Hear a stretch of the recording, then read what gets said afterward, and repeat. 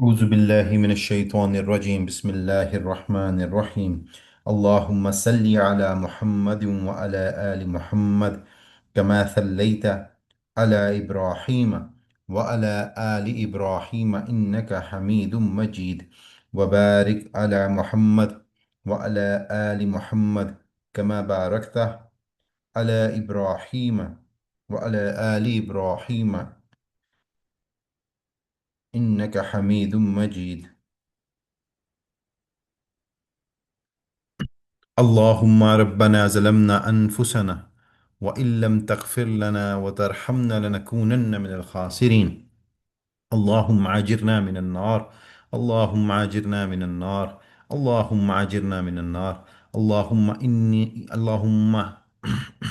إنا أسألك من جنة الفردوس اللهم من أحييته منا فأحيه على الإسلام ومن توفيته منا فتوفه على الإيمان آمین یا رب العالمین۔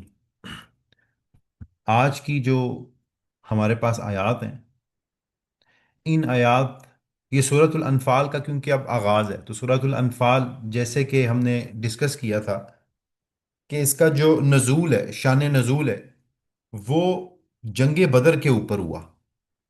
اور جنگ بدر ایک ایسی جنگ تھی جو کہ حق اور باطل میں فرق کرتی تھی۔ یہ وہ جنگ تھی جو کہ مسلمانوں کے لیے ٹرننگ پوائنٹ تھا۔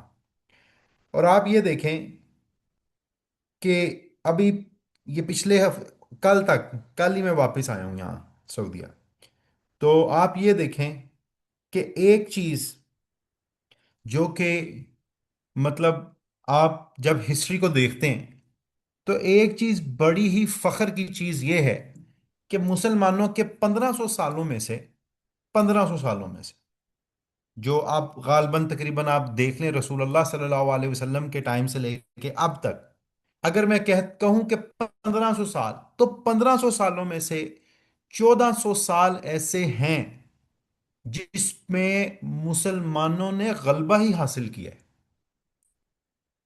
آج کل تھوڑے حالات ڈاؤن ہوئے اس صدی میں آ کر، پر اس کا ہرگز یہ مطلب نہیں ہے کہ مسلمان تو رہ گئے۔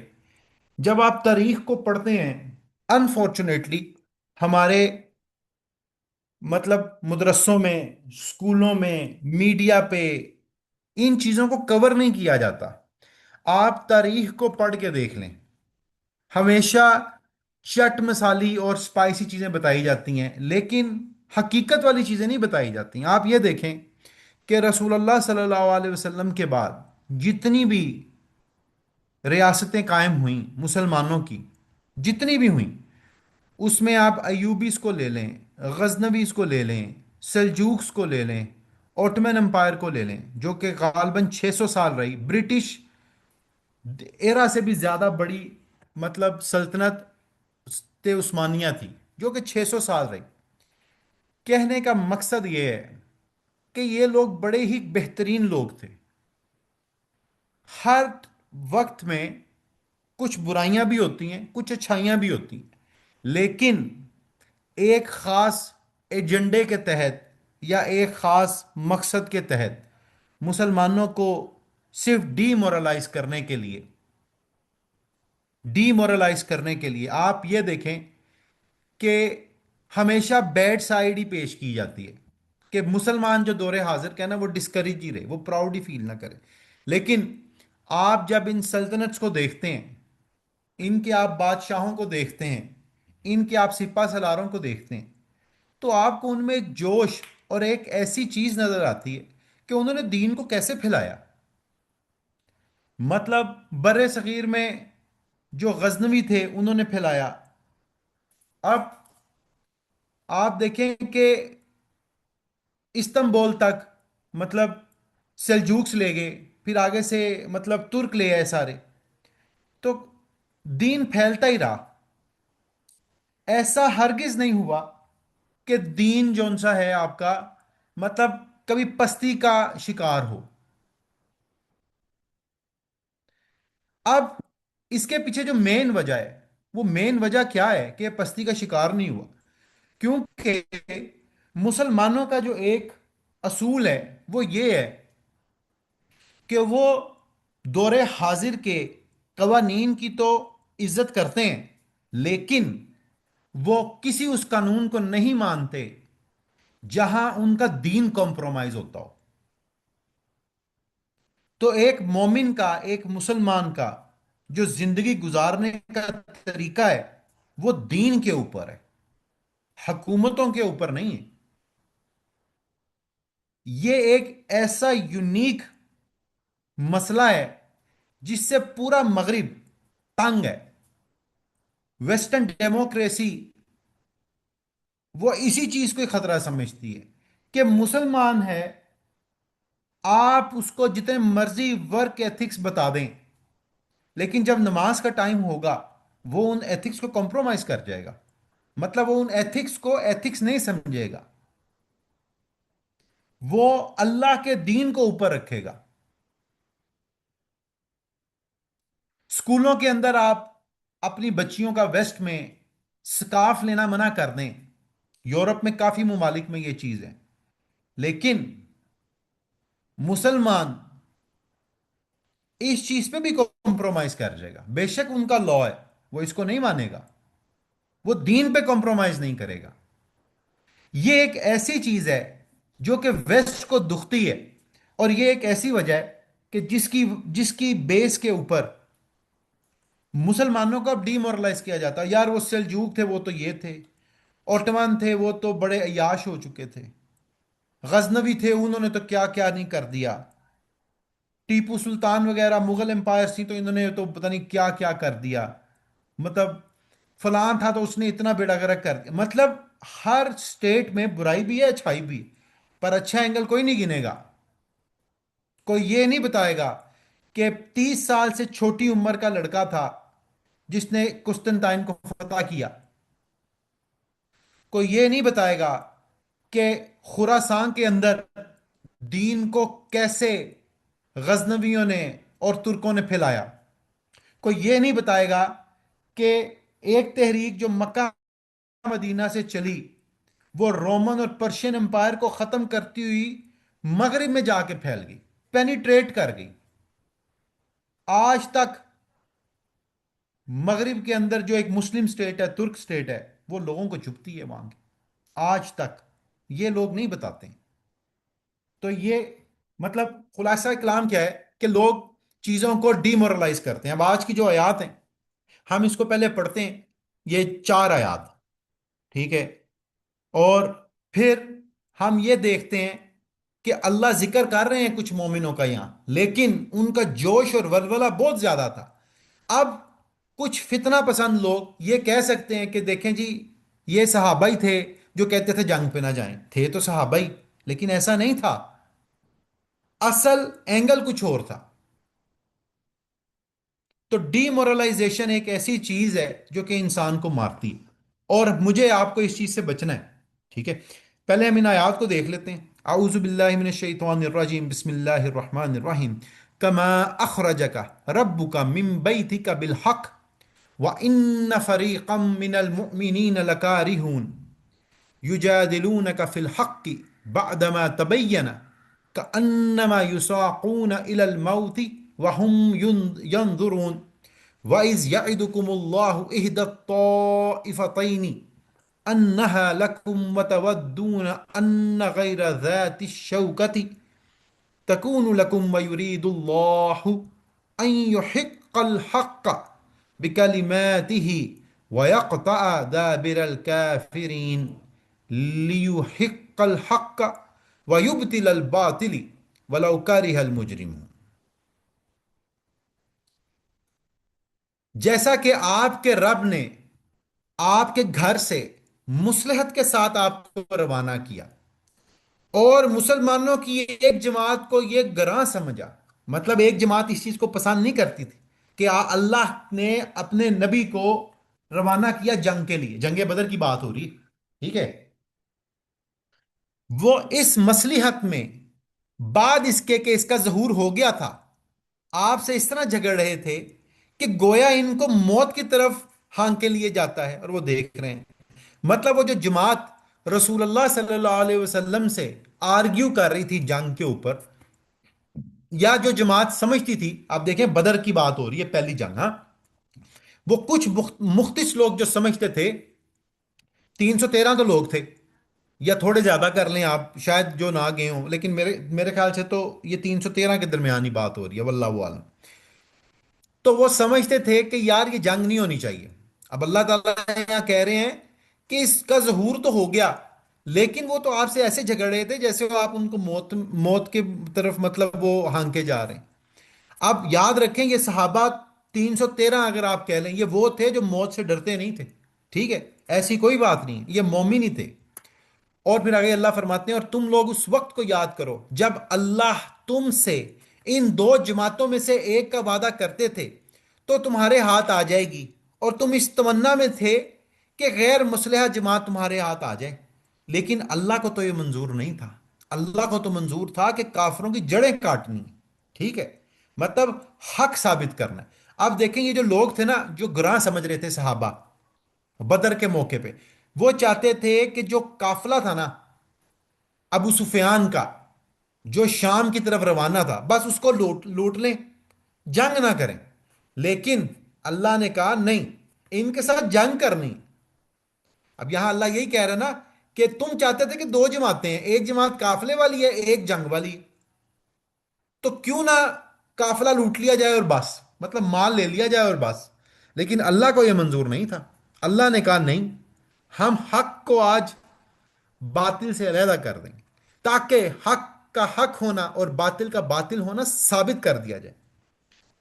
یہ مجرم لوگ ناپسند، مطلب جو مجرم لوگ تھے وہ علیحدہ کر دیے جائیں، اور حق کو حق کر دیا جائے اور جھوٹ کو جھوٹ کر دیا جائے۔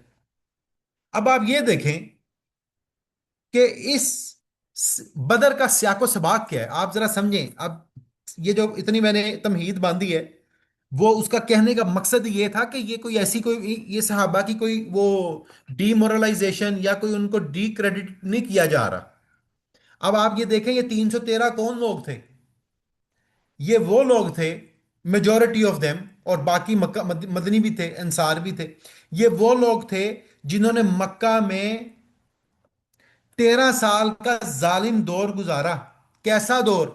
ایسا دور جس میں سیدنا بلال رضی اللہ تعالیٰ عنہ کو ریت پر رکھ کر ظلم کیا جاتا تھا، وہ پھر بھی کہتے تھے کہ اللہ ایک ہے۔ ایسا دور جس میں عمار بن یاسر رضی اللہ تعالیٰ عنہ کے والد اور والدہ سمیہ علیہ السلام و رضی اللہ تعالیٰ عنہ، جو کہ اسلام کی پہلی شہید ہیں، ان کو شہید کیا جاتا ہے۔ یہ وہ دور تھا مکہ کا جس میں خباب رضی اللہ تعالیٰ عنہ کو آگ پر لٹایا جاتا تھا، اور مطلب ان کی جو پیٹھ تھی اس کو آگ پر بٹھایا جاتا تھا انہیں، اور چربی پگھل کر آگ بجھ جاتی تھی۔ اتنا سخت دور۔ اور یہ وہ دور تھا جس میں سیدنا سہیب رضی اللہ تعالیٰ عنہ کو فورسفلی مکہ سے نکالا گیا اور ان کے مال پر قبضہ کیا گیا۔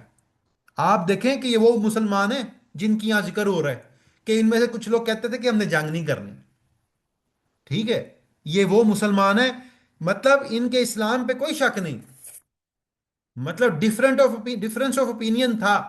انفال کی جو پہلی آیت تھی وہ بھی یہی تھی کہ انہوں نے مال مانگا کہ یہ ہمیں دے دیا جائے، لیکن اب اس کا ہرگز مطلب یہ نہیں تھا کہ ان کے دل میں مال ہی کی محبت تھی، نہیں، وہ خالصتاً اللہ کے لیے لڑے تھے، ٹھیک ہے۔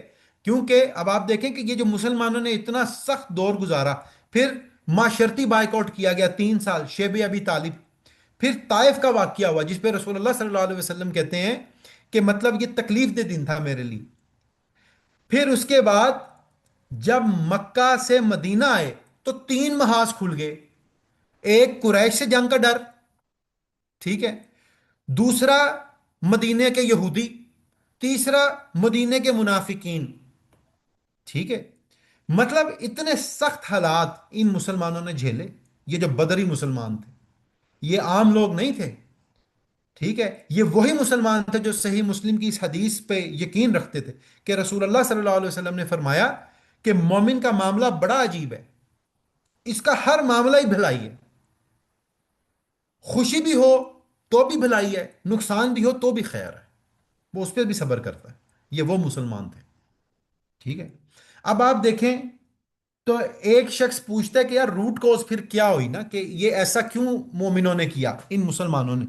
اچھا اب ہوا یہ کہ رسول اللہ صلی اللہ علیہ وسلم کو جب خبر ملی کہ ابو سفیان کا قافلہ شام اور مکہ کے روٹ کے اوپر ہے، تو رسول اللہ صلی اللہ علیہ وسلم اپنے صحابہ کے ساتھ اس قافلے کو لوٹنے نکلے. اب اس قافلے کے اوپر کتنے لوگ متعین تھے؟ 20 سے 40. That's it. کیونکہ وہ تو ٹریڈ والا قافلہ تھا نا. اب راستے میں رسول اللہ صلی اللہ علیہ وسلم نے کہا کہ جنگ کرنی ہے.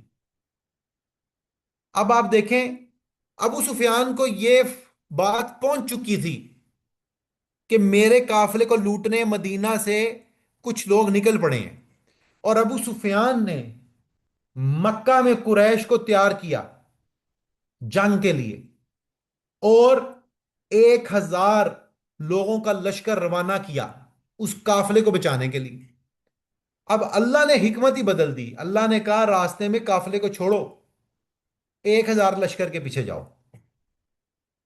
اب یہ جو 313 صحابہ تھے نا، ان کو یہ پتا تھا کہ وہاں سے 1,000 کا لشکر ہے جن کے پاس مکمل اسلحہ ہے، گھوڑے ہیں، اناج ہے، ہر چیز ہے.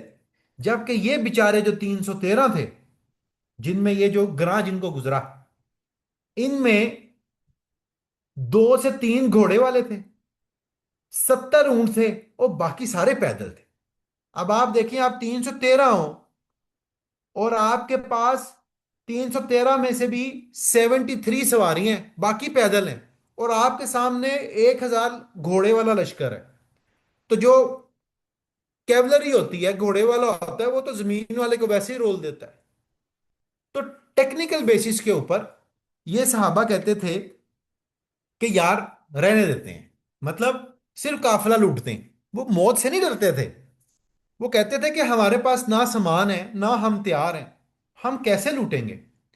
رسول اللہ صلی اللہ علیہ وسلم نے جب کہا کہ جنگ کرنی ہے تو بتائیں. ابو بکر اور عمر رضی اللہ تعالیٰ عنہ پورے پرجوش، انہوں نے کہا یا رسول اللہ ہم تیار ہیں. آپ نے پھر پوچھا، پھر ان دو صحابہ نے کہا ابو بکر اور عمر نے کہ ہم تیار ہیں. آپ نے تیسری دفعہ پھر پوچھا، اور جب پوچھا تو آپ نے ابو بکر اور عمر سے کہا کہ اب آپ نے نہیں بولنا. پھر سردار انصار سعد بن معاذ رضی اللہ تعالی عنہ، جو کہ انصاری صحابہ کے سردار تھے، ینگ صحابی، اخیر واریر، بالکل جوان، انہوں نے کہا یا رسول اللہ آپ کا اشارہ ہماری طرف ہے، انصار کی طرف ہے، تو آپ یاد رکھیں ہم آپ کے ساتھ ہیں. اگر آپ سمندر میں بھی کودیں گے تو ہم بھی آپ کے ساتھ کودیں گے. اور یہ بات سن کے رسول اللہ صلی اللہ علیہ وسلم بہت خوش ہوئے، اور آپ نے کہا کہ آگے بڑھو. ٹھیک ہے. اب انصار کی طرف سے تو ریزرویشن کیوں تھی؟ انہوں نے تو لیلۃ العقبہ میں عقبہ کا معاہدہ کیا تھا رسول اللہ سے، اور وہ یہ سوچ رہے تھے کہ ہمارا معاہدہ تھا کہ ہم مدینہ کو پروٹیکٹ کریں گے، جو انہوں نے عقبہ کے اندر حج کے اوپر آ کے آپ صلی اللہ علیہ وسلم سے معاہدہ کیا تھا مکی دور میں. لیکن اب بدر کی جنگ مدینہ سے کچھ 200 کلومیٹر دور ہوئی، بدر کے مقام پہ، تو وہ سمجھ رہے تھے کہ یار یہ معاہدے کا حصہ ہے کہ نہیں. نیت میں کھوٹ نہیں تھا. اب آپ دیکھیں کہ انہوں نے کیا خوبصورت سٹیٹمنٹ دی، تاریخی جملہ.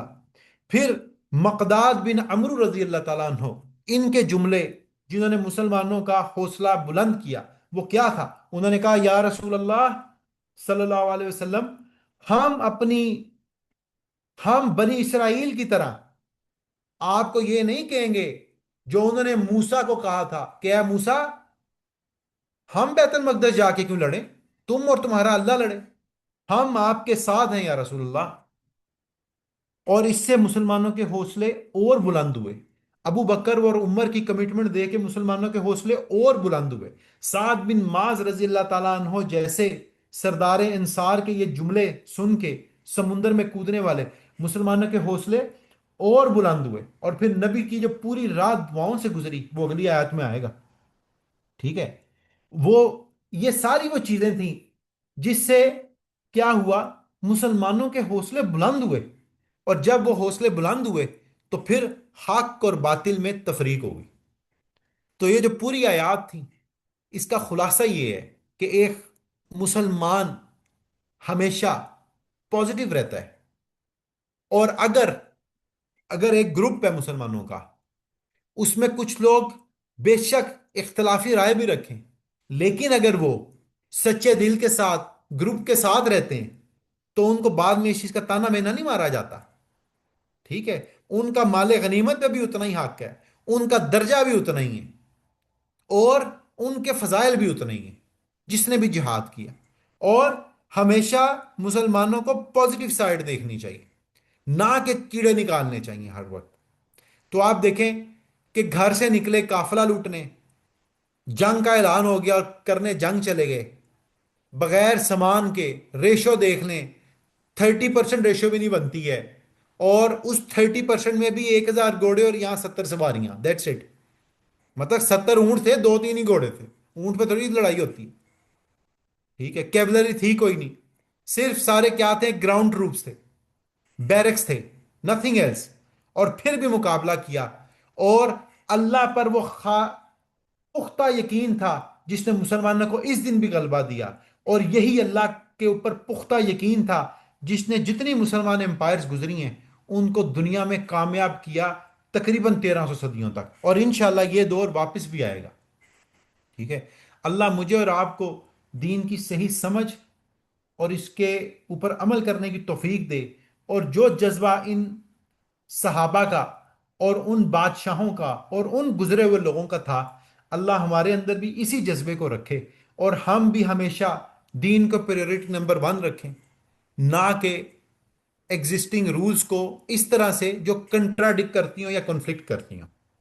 اوور آل تو ڈیفینیٹلی ہم اسٹیٹ کے حکم مانتے ہیں، لیکن جب آپ ایسے ملکوں میں رہتے ہیں جہاں اسٹیٹ مسلمان ہی نہیں ہے، تو پھر آپ اس کے رولز اور لاز کو رسپیکٹ کرتے ہیں لیکن اپنا دین کمپرومائز نہیں کرتے۔ سبحانک اللہم و بحمدک، اشہدو اللہ الہ الا انت، استغفرک و اتوب الیک۔